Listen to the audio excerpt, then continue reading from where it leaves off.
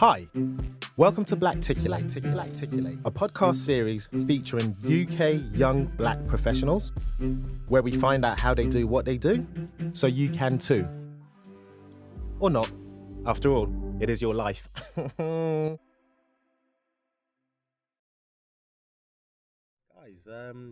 welcome to another episode of Blacticulate.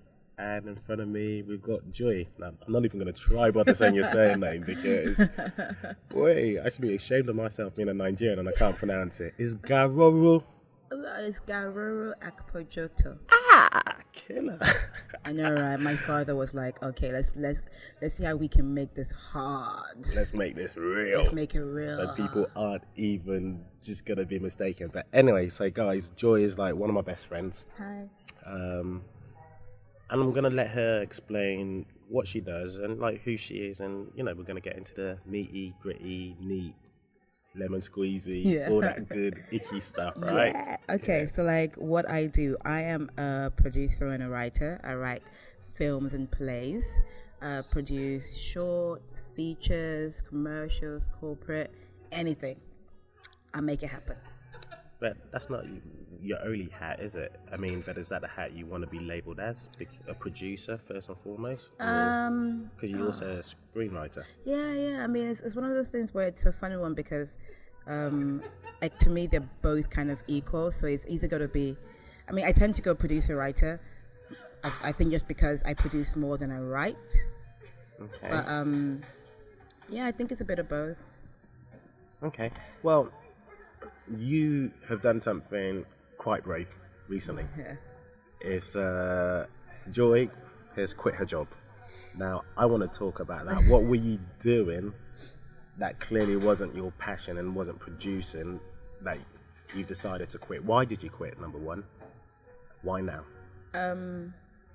Yeah, so I was a broadcast editor. I worked for a major evaluation company. And at the time, it worked great to kind of like help me with, it was good timing. So I could do a bit of both. I could do like go into work, make some money to pay the bills, but at the same time, go produce and write because it doesn't always pay the bills, let's be honest. But then recently, I just made my second feature film and also working on a play that's been doing pretty well so far, and I figured it was the right time to just go and focus on all those things and put all my energy into really making it work, because going into work every day I wasn't happy. Like I go into work and I'm like, okay, I'm making the money, fair enough, but I wasn't really following my passion, and I wasn't happy in each day, and I felt myself slightly not losing the passion, but like losing the will to kind of keep on going, because you're always so tired after work. And I think the day I made my decision was when I went into work, and literally it was the wrap day of the feature film, and I couldn't be on set. And it was like I just spent like half a year of my life working on this project, and I can't even be there on the final day. And so I figure I have all this experience, I might as well do something about it. Yeah. So, I mean, no, that makes sense. So, I mean, every day at work was killing your soul, basically. Basically. And you've got this momentum, and you've got the fact that you have done 2 featured films, production-wise, the fact that also your actual screenwriting and the play that you're also obviously curating is starting to pick up steam. Now everything was aligned and God was telling you, this is my time. Yeah, it was like, and also I've got like a play in the September as well. Okay. That I'm doing an R&D for the Rich Mix. And I was like, well, no, this feels right, because it was that thing where I leave this one, but I've got a play I can do, Arts Council funded. Nice. So let me just see what happens, I do that play and see what else comes up. Like, I don't know what the future has in store. Like, I have no idea. But are you scared? Shitting myself. Can I say shitting myself? Yeah. No, trust me. This is... Because I'm shitting myself. Yeah. Right. because I have no idea what's going to happen after September. I mean, you kind of like go out there looking for producer jobs and whatever, but there's so many producers in London and the UK. It's a pretty saturated market. And is it easy? Is with production? I mean, I spoke to an actor, guys. I think you guys would remember the episode with Solomon, who predominantly was saying with acting. Unfortunately, it is you are casted, and it's being other black. If you're black, it's often harder because you might not be the right fit. Is that the same with production and being a producer? Because I would assume it's rather the quality as opposed to the person. Oh, it is, but like, it totally is the quality and what you've done that definitely helps in terms of like your work. But also, I mean, because I look very young, Okay. so sometimes that doesn't work in my favor, just because people, without looking at my CV, they assume, oh, you don't really know what you're doing. But I think mainly with producing, for me, like what I know and what I understand is that obviously there are times when you try to find commercial jobs here and there, but in the grand scheme of things, I feel that as a producer you need to kind of like create your own opportunities. Okay. Can you go more into that? Just because at the end of the day, like, you're the person who everyone comes to anyway to sort things out. Right. Most producers can find money, know how to get the money, and that's they are the project manager. So I feel like it's slightly, I wouldn't say it's easier, but being a producer allows you the opportunity to kind of create your own job opportunities, in terms of like saying, also, I guess also in terms of like, if you have directors that you work with or whatever, and you're like, okay, I want to get more into commercials or whatever, you go out there and you find and you create those briefs for people, and because you can budget, you can do all that kind of stuff, get a director on board, you know how to find people. That's your job as a producer, people, so it's easier for you as opposed to a camera guy trying to, do you know what I mean? Like, it's it makes sense, but if I was listening to it, like if my audience, my listeners were listening, it's almost a case where I'd want you to give them almost not a toolkit, but like almost like tactical advice, because you're talking about featured films, but then all of a sudden you start talking about commercials. You got to be as diverse as possible. Like, I mean, everyone wants to make the big feature film that gets in Oscars, whatever. Like, that's essentially what we all want to do. Oh, really? As producers, as featured films. Like I think as people who work in film, like, commercials are great; they pay the bills. But essentially, from my experience so far, every person that I've met, when it comes to films, when you get somebody who's been doing commercials for like 5-6 years and they're prepared to work for free on a short film, it's because there's a thirst to do something creative. Everyone wants, because commercials and TV, they're very standard. They have certain ways they are shot, the formulas. Whereas you get on a film and you can break all of that stuff, and you can finally do your art. So when you say, like, like there was a while ago, we were trying to find a DOP for a short film that was like an art fashion-y film shot in black and white, and we had so many people. Guys were working here for like 20-30 years who were applying to do it for more or less no money, and it was like a 2-day shoot. And it was because that thing where you look at their show reel, they've all done TV, they've all done commercials, and when you watch it, TV is very kind of like standard shooting. Okay. It pays great for you, and same as commercials. But again, when you want to break out of that and you really show what you can do in terms of the shots you use, the lighting, everything, if you find a really good project, then you will get someone who will do it for absolutely nothing. Right. And then you also said that you can create your own projects. When I say create, in the sense of like people, if you go to a small business expo and you walk around and you see and you go to businesses and say, listen, here's what I can do for your business.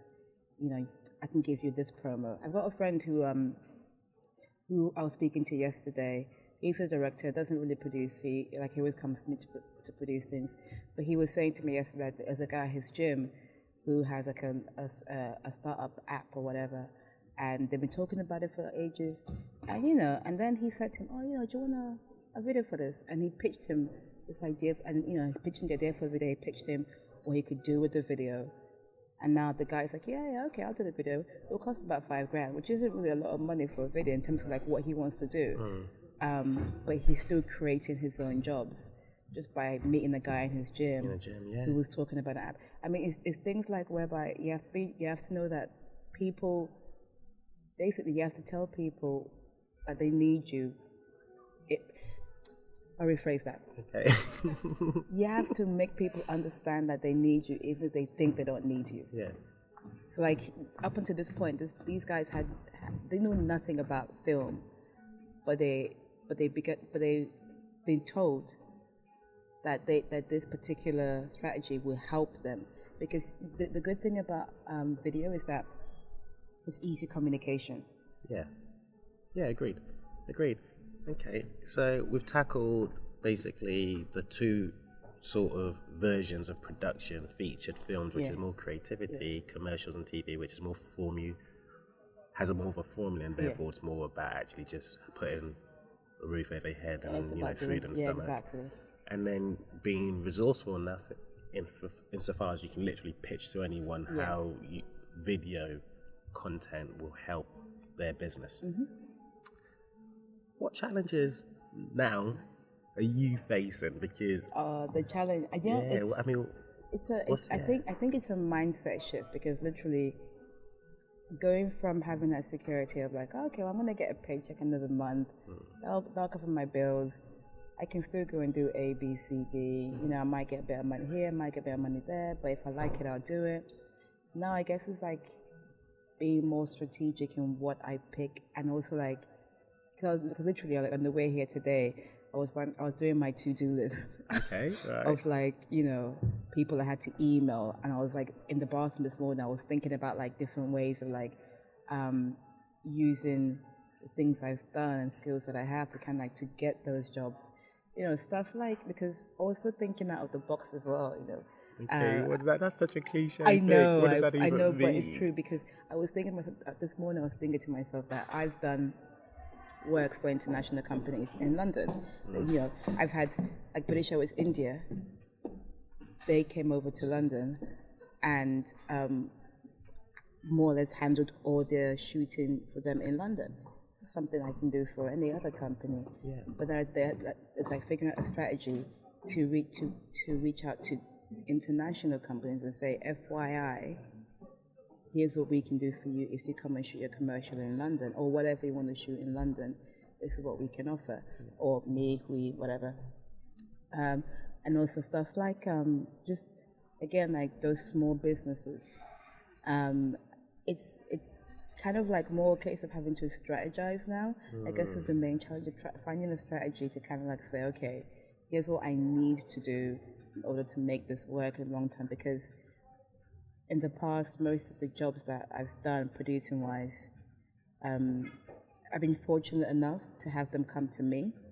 But now that I need to go find the money, I have to go out and look for those jobs. Yeah, I guess so, because you're always comfortable with getting an end of the paycheck, weren't you? So those jobs that came to you via word of mouth was sweet. It was almost bonus. Yeah. But now that actually has to be, this is my bread and butter. Yeah, it's got to be more proactive. You flipped and it. It's trying to basically shift into that mindset. That's the most challenging thing. Because whilst I know I need to do it, it's not easy, because I think it's like you got to literally figure out. And also because of how I did this whole like like in my mind, I always knew I wanted to leave, and that was like I'll wait till the end of the year, give myself some more time to plan it out, see how it pans out. That didn't work, so I just kind of like went in one day. I was like, I'm done. Yeah. So I think I left like 3 months earlier than I had planned to do. But you remain optimistic and positive. I mean, totally. Like, because how are you? I mean, what do you tell yourself to maintain this positivity? Give me that conversation in Joy's head. But it's like I tell myself, this is the right thing you're doing. It's the right time. trust the timing of your life. Whatever you want, you can have. You just have to make it work. At the end of the day, I control whatever happens. So it was my decision to leave on that day. So therefore, it can be my decision to find the jobs and whatever else I need. Like I can make that happen. It's like whatever I tell myself, it's like it's not just like, oh, I made it. It's like I have to find the jobs. I have no other choice at this point. And also, like, I love what I do. So before waking up was a big issue. Like I was like, oh, I got to work again this morning. Now I'm like, okay, let's go do this. It's like it's a new day. Let's go find this. Like let's get online and just like find stuff. Doesn't matter what it is, but we find stuff. And the universe has a funny way of making things work. Because a massive believer in whatever you put out comes out, law of attraction, all of that. So, and it was crazy because like I was kind of like going, oh God, money, blah blah blah blah. But then in the past week, I've had literally like 2 things pop up, and I'm like, okay. And they work conveniently in the sense of like I think one is like doing some copy web editing stuff for a charity, which is basically a website about empowering women, and that's like nice. Once a week, if anything, 3 to 4 hours a day. But they're like happy to pay at the end of the month, which is not a lot, but it's kind of like, okay, I've got that one thing, and find something else to do. You've got that other one thing, so it's just like doing things here and there, and there's still things within that I like to do, like writing, totally up for that, empowering women, up for that as well. So it's just about finding things in between all of that. And even the guy that called me yesterday about the producing job, that's beginning of October, and that's a paid gig. Sweet. So I think it's easy to stress about these things because there is no guarantee at the end. But at the end of the day, like I said, if you put your focus out there into this is what I want to do, the universe has a funny way of like making things appear out of the blue. And because your mind is so focused on like all the things you need, like those are the vibrations going out, and you will find those things because that's what you want to do. Because that's your focus. That's your focus. So you don't. But if you're focusing on like, oh, what am I gonna do? You just don't see the opportunities, I guess, that come up to you. And also, I guess, I mean, for me, it's about taking the little bits as well and the big bits in terms of like payment-wise, because it all kind of adds up to your end of the month. I mean, obviously, at some point in time, you have to kind of like cap your talents and say, okay, I am worth more than a certain amount. Depending on who is asking me. If it's a friend, I'm like, well, it's a friend. Yeah. Anyone else, I'm like, I don't know about that. Yeah. But because I think the more value you put on yourself, after a while, people begin to say, okay, this person's comes at a certain price, and they see the work that you've done, and they equate it to that price. Does that make sense? No, of course. I mean, you value the moment you put value out there. Yeah. That's the value. That's the value, and you can't back down on it. And I'm under no illusion that the next few months will be hard. Yeah. But at the same time, I know that after that it will be easier. So it's a case of kind of like just, I think also preparing your mind for the fact that this will not be easy. And before I even did this, I had spoken to a few of my friends about freelancing who are also freelancers. And one of them said to me, Joy, just be prepared to cry. Okay. First few, she's spend, you will spend nights just crying because it's so hard at times. Well, okay, cool. So that's why I'm looking forward to some tears. You hear that, listeners? Look forward to some tears if you want to be a freelance producer. I wanted to ask you about your confidence, because I know you personally. I won't go deep, but you're a confident lady. Have you always been this confident? No, I have not. So, do you want to tell us a tale? Tale or two? Yeah. Oh, do you know what? I think in terms of confidence, I think it comes from having the right people around you, even like you, right? People who kind of remind you of who you are and what you are and how good you are. Because there was definitely a time, producing-wise, I did not even think I was that good. I mean, I had done quite a lot of things I still didn't think I was that good. I was kind of like, oh, everyone's so much better than me. And you compare to the people because you see what they're doing, and because also I think I had given myself all these goals that were so unattainable at that time. It kind of for me. I was seeking this like validation of like, oh my God, you're a really big producer, but 29, 30 this year. I've done quite a lot already for a 30-year-old essentially, but I think because I put so much pressure on for where I wanted to be, and because I was not at that place, the confidence just wasn't there in terms of just like me and my work, or just me as a person in general. And having people, I wouldn't say like boost your ego or anything, but just like reminding you of who you are and what you're doing or what you've done, it definitely helps you to put things into perspective. Because it's so easy to lose yourself, I guess, when you look at what other people are doing or what other people have done, and then compare it to where you are, because you forget that you have different journeys and different pathways to get to the same place, and that's what makes us different and unique. But I think in terms of, I think for me, definitely my confidence has always came from a place of having people tell me and remind me. And also, I guess through that as well, you reflect and work on yourself. Because I think, like you always go, oh, Joy, you're fucking awesome. And I'm like, oh. I do. I think you are fucking awesome. Like, oh, really? Am I? But then, when you have that drilled into you quite a few times, you're like, oh, maybe I'm fucking awesome. Yeah. But it's that kind of stuff where it's like you definitely need the right people. When people always say, they judge you by your friends, but and also like you become your friends essentially. Yeah. But you're the sum of 5 of your closest friends. Exactly, and it's so true, because I think and my friend circle change as well, but but it definitely helped me with my confidence and helped me to, because when you're surrounded by confident people, you have no choice but to become confident, and to kind of like stand on your own ground, because when people kind of not baby you, but if they just don't put up with you putting yourself down, you're just like, well, fuck this shit, man. I better start putting myself up. I better start being like taking myself more seriously. Because if I don't take me seriously, no one's going to take me seriously. If I can't tell people, here's what I've done, and it's fucking amazing, they won't they aren't going to believe me. So of course.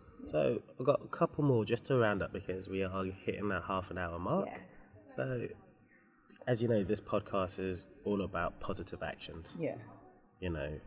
So do you remember the last positive action you've done for someone, and also a positive action someone else has done for you? Oh, okay. The last positive action.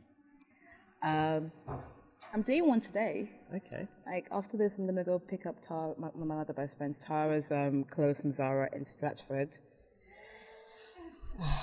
So I gotta go make that journey to Stratford because it got sent. Yeah, I gotta go make that journey. And the last positive thing that, funny enough, today, Tara was like, "Oh, let's go Nando's. I'll pay." And I'm like, "Okay." Okay. I ain't gonna say no. Yeah, it's cool. free chicken. There you go. but okay, there was. I tend to put it all in the same boat, like big or small, whatever. But also positive actions. This whole idea of me leaving my job. Like one of my friends, Joseph, he's been totally nice about it and he's let me stay at his place, and I am paying rent because I just left my job.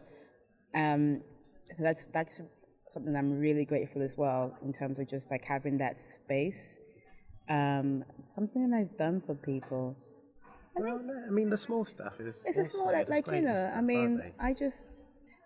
it's so, because I never really think of me. It's funny because you don't really know your impact on a person until after you kind of, like I was saying to you about like leaving my job and the people, and even like the people that were like super sad. I was like, why are you sad? But then you kind of realize actually the impact you had on them, but without actually knowing that you were that person. But I think that I'm not saying that I'm like, super nice, but I'm kind of nice. But I was just saying that like when you kind of live your life in a very positive way, and everything you do is from a place of kindness or happiness per se. You don't really realize that you're actually touching people. Which is nice to realize later on, like, oh, I didn't know that A, B, and C really affected you in whatever way. Like, I would just, like, because you're just doing it because it's the right thing to do, I guess. It's the nicest thing to do. And pay it forward and all. I don't know. Excellent. So we're gonna round it up. So how can my listeners get in touch with you if you'd like them to get in touch with you? Well, it depends what you want. Yeah. So, well, what do you want? Why should I get in touch with you? If you got a video to make, If you guys have got any videos to make, guys, get in touch with Joy. She's amazing. I'm going to put her details on the show notes, as always. Yeah. But where can they find you? LinkedIn. I'm on Twitter. What's your handle? Joy Gharoro. So JoyGharoro. I'm also on Instagram. What's your handle? JoY_GHARORO. Yeah. So guys, man, if you've loved what Joy has to say, and you better do, get in touch with her because she is amazing. I always say she's effing awesome. And guys, once again, thanks for listening. This has been another episode of Blacticulate. Just stay positive, keep at it. Oh, before you end, can I say Blacticulate? Because I love them. It's like Blacticulate. Okay, what about Blacticulate? I just love the whole idea of Blacticulate. I think it's awesome that we have a positive podcast about Black people. It's like for Black people as well. Yeah. It's a Black positive action, no matter how big or small, for African and Caribbean diasporans. Yeah. But just, putting a platform out there to know that we, as a culture, as a race, are awesome. I think it's awesome because there's not enough of that awesomeness going around. So thank you for doing this, Ade. No, thank you. It's been an absolute joy. And once again, thanks for listening, guys.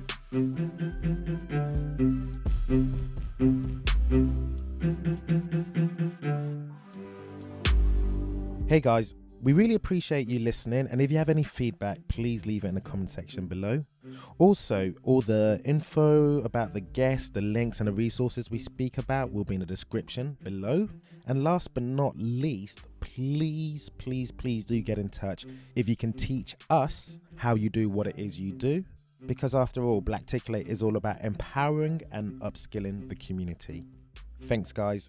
You're the best. See you soon.